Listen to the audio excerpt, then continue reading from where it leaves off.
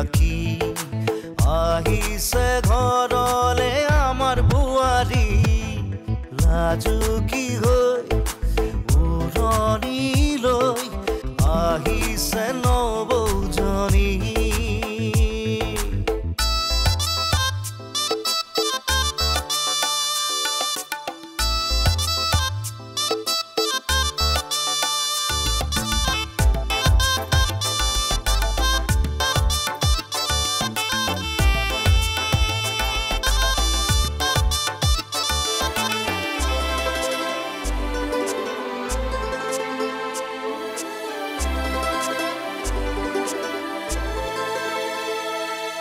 ঘৰৰে শুৱনি লখিমী আই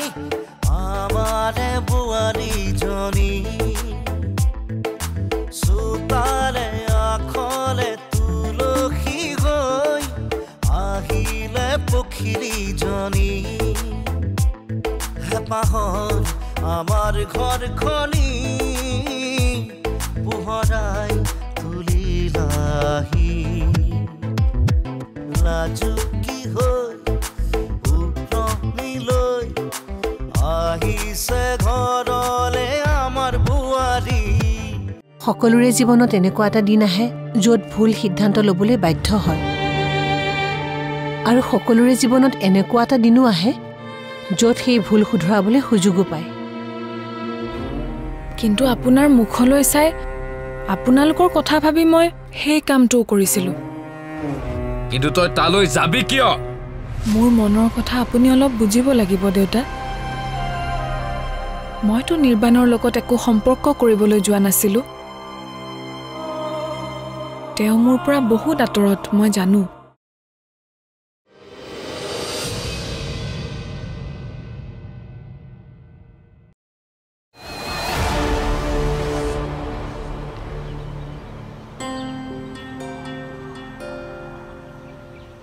কি হ'ল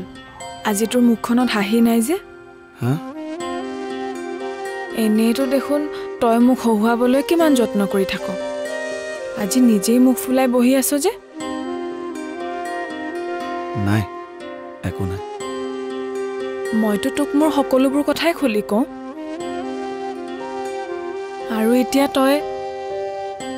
মোৰ পৰা কথা লুকুৱাইছ ন তই ডিভোৰ্স পেপাৰত সহিটো ঠিকেই কৰিছ কিন্তু তই এতিয়াও যে নিৰ্বাণক পাহৰিব পৰা নাই সেইটো কথা মই গম পাওঁ সেইকাৰণে যে আমি এতিয়াও বাহিৰত কথা পাতিবলৈ আহোঁ তোক ফুৰাবলৈ লৈ আহোঁ তই খালি নিৰ্বাণৰ কথাকে কৈ থাক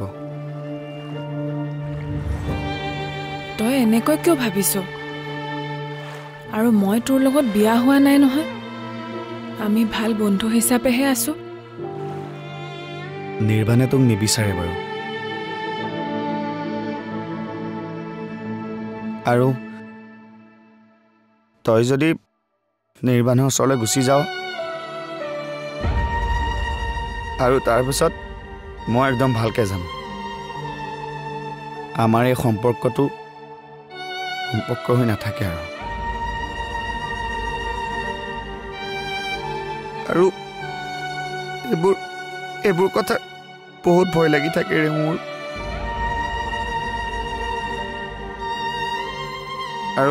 আৰু চা এতিয়াও মোৰ এনেকুৱা লাগি আছে মই যেন তোক হেৰুৱাবলৈ কৈ আছো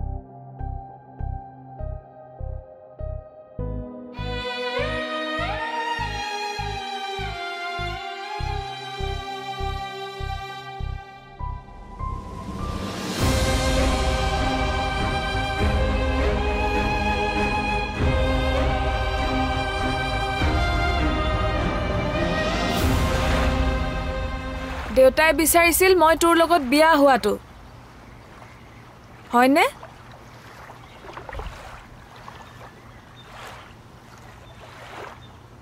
হ'ব দে মই তোৰ লগতে বিয়া হ'ম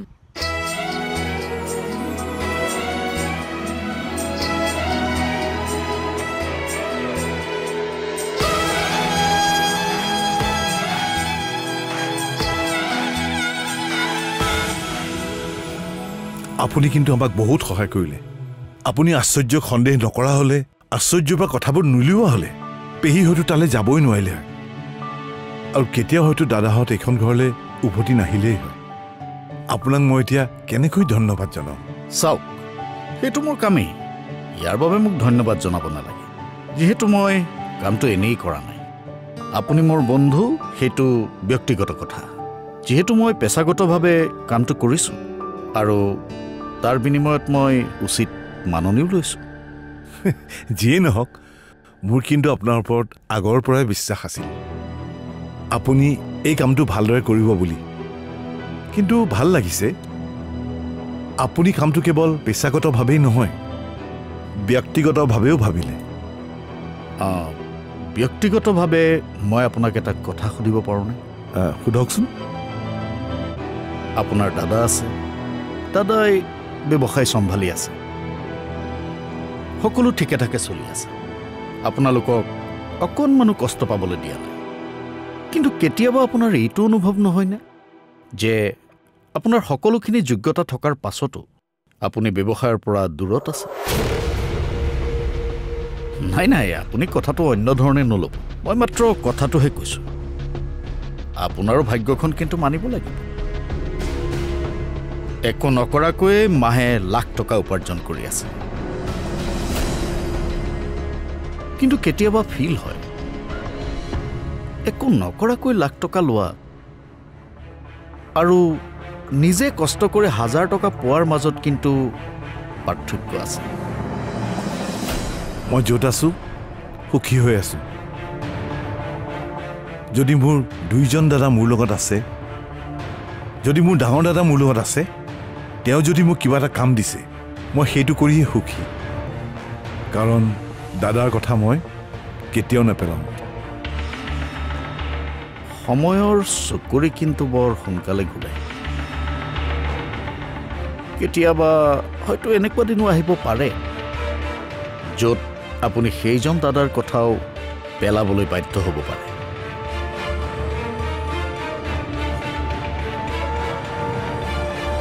আপুনি নাভাবিব যে আপুনি আপোনাৰ চক্ৰান্তত সফল হ'ল নিৰ্বাণ এতিয়াও মোৰ কাষৰ পৰা আঁতৰি যোৱা নাই আৰু মই যিকোনো উপায়েৰে হ'লেও তাক মোৰ লগত ৰাখিমেই তাৰ কাৰণে মই লাগিলে যিয়ে কৰিব লগা নহওক কিয় চোৱা নাতাছা তুমিতো ইমান দিনে সকলো সীমা পাৰি কৰি দিছিলা তাক লগত ৰাখিবৰ বাবে তাৰ পিছত তাৰ মনৰ মাজৰ পৰা আঁতৰাব পাৰিলে জানো কি হ'ল ইমান দিনৰ পৰা প্ৰথম কষ্টটো কোনে কৰি আছিল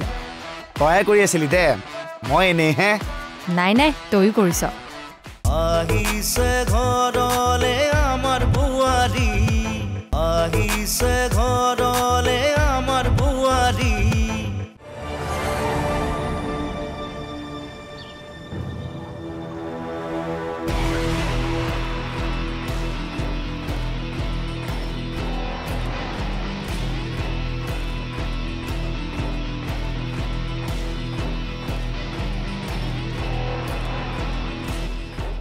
মামা অৱশেষত আপুনি আপোনাৰ ষড়যন্ত্ৰত সফল হ'ল কি কৰিলো মই কি কৰিলো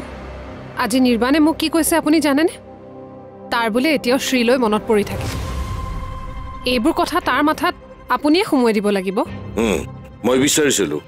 যে নিৰ্বাণৰ যাৰ লগত বিয়া হৈছে তাৰ লগতে আকৌ নতুনকৈ জীৱনটো আৰম্ভ হওক তাতোতকৈ মই কি বিচাৰিছিলো জানানে তোমাৰ পৰা যাতে সি আঁতৰত থাকক কাৰণ তুমি এজনী ঘৰ ভঙা ছোৱালীহে ঘৰ ধৰা ছোৱালী নহয় আপুনি নাভাবিব যে আপুনি আপোনাৰ চক্ৰান্তত সফল হ'ল নিৰ্বাণ এতিয়াও মোৰ কাষৰ পৰা আঁতৰি যোৱা নাই আৰু মই যিকোনো উপায়েৰে হ'লেও তাক মোৰ লগত ৰাখিমেই তাৰ কাৰণে মই লাগিলে যিয়ে কৰিব লগা নহওক কিয় চোৱা নাতাছা তুমিতো ইমান দিনে সকলো সীমা পাৰি কৰি দিছিলা তাক লগত ৰাখিবৰ বাবে তাৰ পিছত তাৰ মনৰ মাজৰ পৰা আঁতৰাব পাৰিলে জানো বুজা সেয়া পাৰ্থক্য ভাল লগা আৰু ভাল পোৱাৰ নিৰ্বাণৰ তোমাক ভালহে লাগে আৰু শ্ৰীক সি ভাল পায় চেলেঞ্জ কৰিছোঁ নিৰ্বাণক মোৰ পৰা কোনেও আঁতৰাব নোৱাৰে ঠিক আছে চেলেঞ্জ একচেপ্ট কৰিছোঁ মই আজিৰ পৰা কেইদিনমানৰ পিছত সি আকৌ এখন ঘৰলৈ উভতি আহিব নিৰ্বাণৰ ডিভৰ্চ নহয় তাহাঁতে ধুনীয়াকৈ সংসাৰ কৰিব আৰু এইটো মোৰ চেলেঞ্জ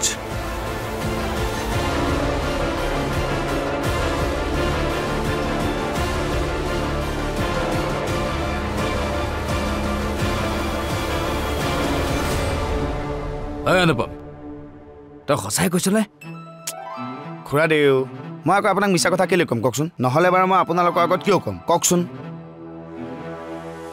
কি সঁচাই শ্ৰীয়ে তোৰ লগত বিয়া হ'ম বুলি কৈছে খুৰাদেউ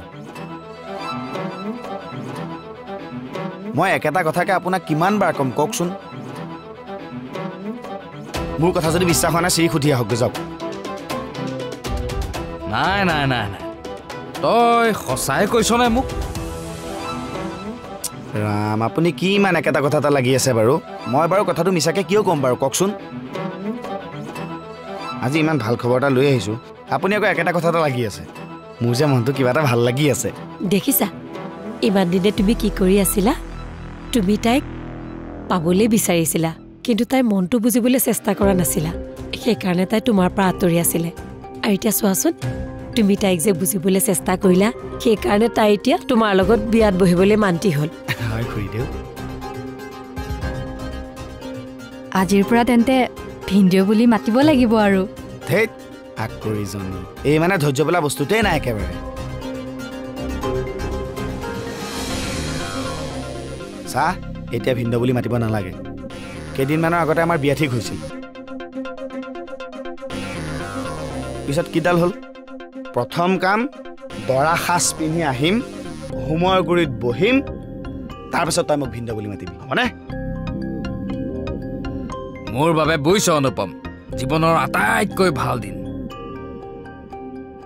চাচোন যিবিলাক সপোন দেখিছিলো সেইবোৰ পূৰণ হৈ আহিছে তাৰ লগতে ডিভৰ্চৰ পইচা হেৰি মানে পইচাতকে ডাঙৰ বস্তু কি পইচাতকে ডাঙৰ বস্তু হ'ল তহঁতৰ সম্পৰ্কটো মইতো সেইটোকে বিচাৰো মানে ডিভৰ্চ হ'লে তেনেকুৱা নিয়ম এটাও আছিল যে সেই বস্তুটোৰ কথাহে কৈছিলোঁ নাই এতিয়া ঠিকেই আছে বাৰু দে হেৰা বোলা বোলা আমি শ্ৰীৰ ওচৰৰ পৰা আহোঁ তাই আজি মোক বহুত সুখী কৰি পেলালে বোলা বোলা বোলা বোলা বোলা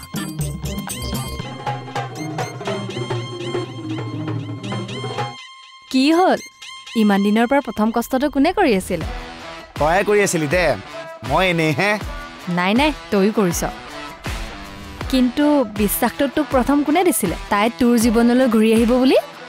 এইটো বাৰ তয়ে দিছিলি মানে কি জাননে মোৰ যে নতুন স্কুটি এখন পচন্দ হৈ আছে তোৰ তাত বাৰু কিমান পইচা আছে ধন্যবাদ তোৰ নিচিনা এজনী খুলখালি পাবলৈ নহয় কপাল লৈ আহিছোঁ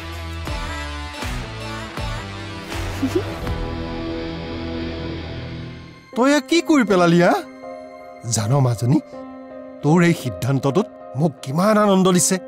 তই ইমান দিনে কৰা ভুলবিলাক তোৰ এই সিদ্ধান্তই মোক চব পাহৰাই পেলালে বুজিলি আৰু তাই এখন ঘৰলৈ অহাৰ পিছত মোৰ অৱস্থাটো কি হ'ব তাই এখন ঘৰৰ বোৱাৰী হ'ব হ'ব দিয়ক সহ্য কৰিম আৰু এনেওতো বহুতখিনি সহ্য কৰি আছো নাই নাই কিয় সহ্য কৰিম এইটো মই কেতিয়াও হ'বলৈ নিদিওঁ নিৰ্বাণ যেতিয়ালৈকে ঘৰৰ পৰা দূৰত থাকিব তেতিয়ালৈকে সকলোবোৰ ঠিকেই থাকিব আহিছে ঘৰলে আমাৰ বোৱাৰী আহিছে ঘৰলে আমাৰ বোৱাৰী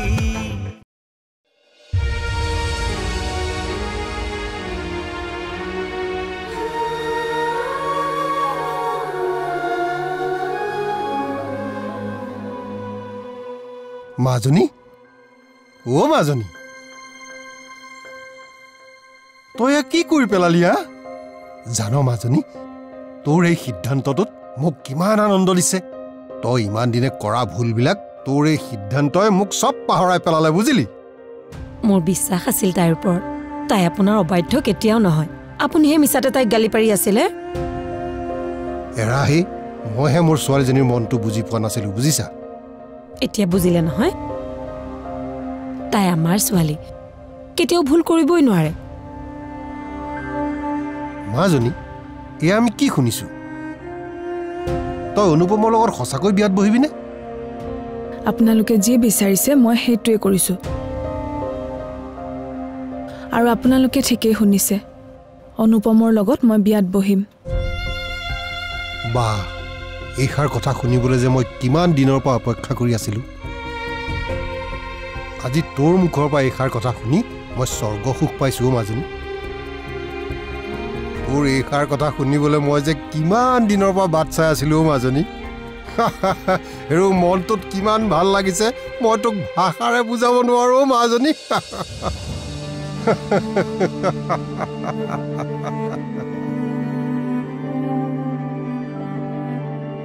চাচোন তই লোৱা সিদ্ধান্তটোৰ কাৰণে দেউতাৰে কিমান আনন্দ পাইছে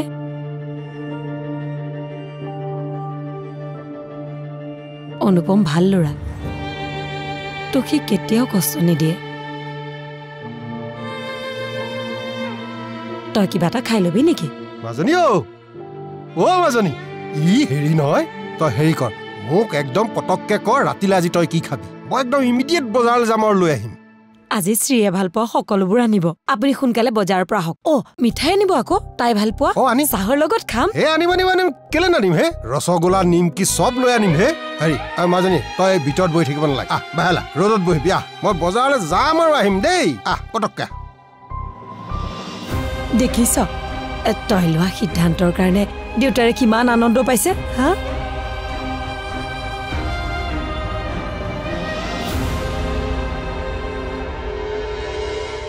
তাৰ মানে শ্ৰী এতিয়াও তাৰ মনৰ পৰা ওলোৱাই নাই ওলোৱা তেনেহ'লে তাই আকৌ এইখন ঘৰলৈ আহিব আৰু তাই এইখন ঘৰলৈ অহাৰ পিছত মোৰ অৱস্থাটো কি হ'ব তাই এইখন ঘৰৰ বোৱাৰী হ'ব হ'ব দিয়ক সহ্য কৰিম আৰু এনেওতো বহুতখিনি সহ্য কৰি আছো নাই কিয় সহ্য কৰিম এইটো মই কেতিয়াও হ'বলৈ নিদিওঁ নিৰ্বাণ যেতিয়ালৈকে ঘৰৰ পৰা দূৰত থাকিব তেতিয়ালৈকে সকলোবোৰ ঠিকেই থাকিব কিন্তু সঁচাকৈ যদি তাৰ শ্ৰীৰ লগত মিলন হয় তেতিয়া কিন্তু আমাৰ বহুত সমস্যা হ'ব উত্তৰাধিকাৰী হিচাপে নিৰ্বাণ অফিচলৈ যাব সকলো দায়িত্ব পাব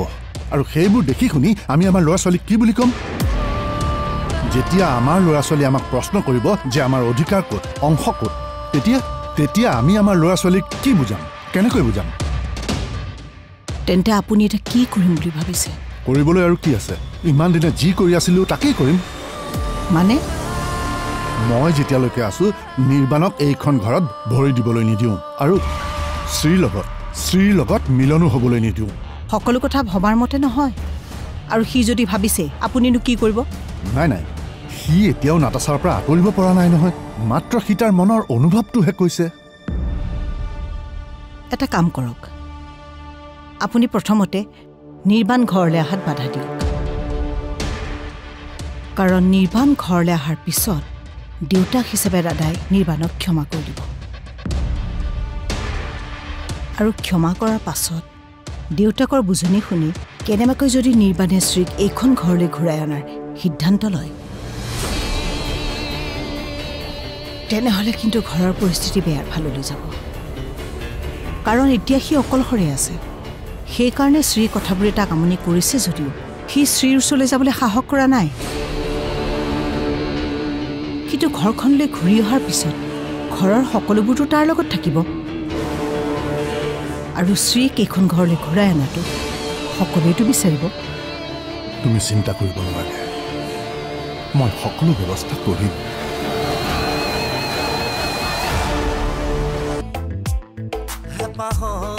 আমাৰ ঘৰখনি পোহৰাই তুলিলাহি লাজুকী হৈ